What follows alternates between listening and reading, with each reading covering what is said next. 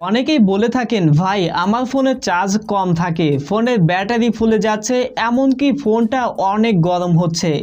দেখুন, এই সমস্ত সমস্যাগুলো সৃষ্টি হয় জাস্ট একটা কারণে, সেটা হচ্ছে সঠিক নিয়মে মোবাইল চার্জ না করা। আপনি যদি জেনে না থাকেন কিভাবে সঠিক নিয়মে মোবাইল চার্জ করতে হয়, তাহলে অবশ্যই ভিডিওটি কন্টিনিউ করুন। পুরো ভিডিও জুড়ে রয়েছে আমি রনি, আর আপনারা দেখছেন টেক মাস্টার রনি ইউটিউব চ্যানেলটি সাবস্ক্রাইব করে রাখবেন। সঠিক নিয়মে মোবাইল চার্জ করার আগে আমাদেরকে জানতে হবে ব্যাটারি কিভাবে কাজ করে।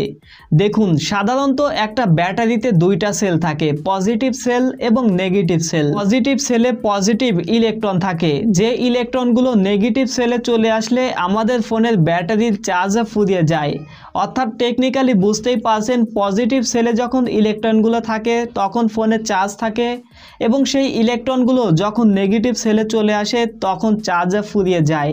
আমরা যখন ফোনটি চার্জ দেই তখন সেই নেগেটিভ সেলের ইলেকট্রনগুলো আবার পজিটিভ সেলে চলে আসে, ফলে ফোনটিতে আবার চার্জ হয়ে যায়।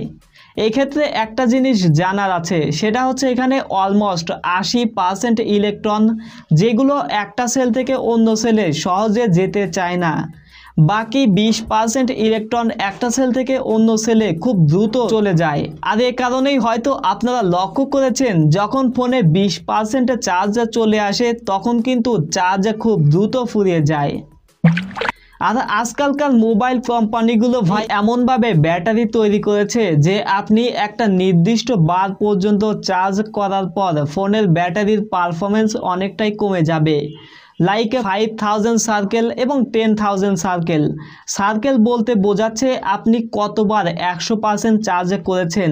আপনি যদি একবার 100% চার্জ করেন তাহলে আপনি 1 সার্কেল ব্যবহার করেছেন। সুতরাং বুঝতেই পারছেন ব্যাপারটা।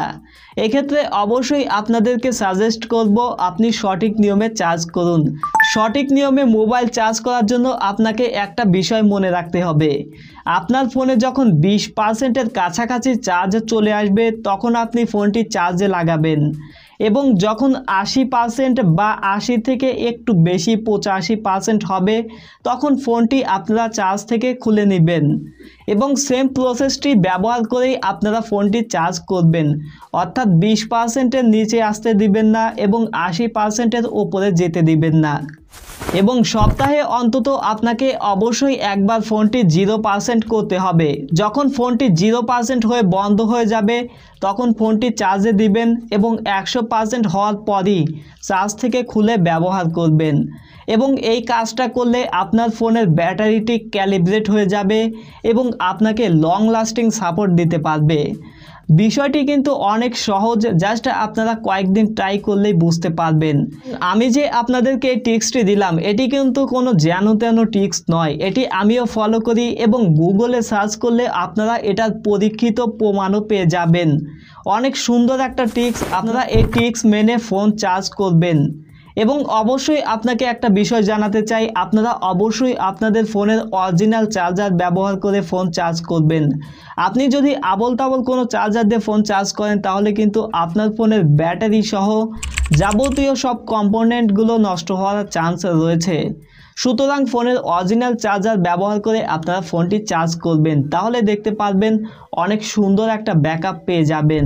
সো ভিউয়ার্স, ফোনের ব্যাটারির ব্যাকআপ বাড়ানোর আরও কিছু টিপস রয়েছে যেগুলো সম্পর্কে আলাদা একটা ভিডিও বানানোই যায়। ততক্ষণে আপনারা ভালো থাকবেন, চ্যানেলটি সাবস্ক্রাইব করে রাখবেন। দেখা হচ্ছে নেক্সট এপিসোডে। আল্লাহ হাফেজ।